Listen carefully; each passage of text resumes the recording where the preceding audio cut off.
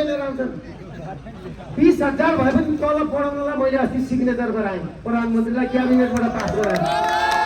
20,000 भए पनि पुलिसको तलब बढोस् भनेपछि हामी जस्तो मान्छे के छ भने एउटा फुटपाथबाट उठेको मान्छे, दुःख गरेर उठेको मान्छे, हामीलाई थाहा छ कि दुःख सुख सबै कुरा थाहा छ, यिनलाई केही थाहा छैन।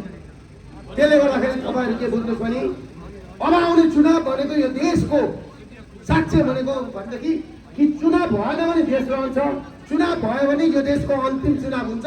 यहाँ यो देश गाजा बन्दैछ, गाजा।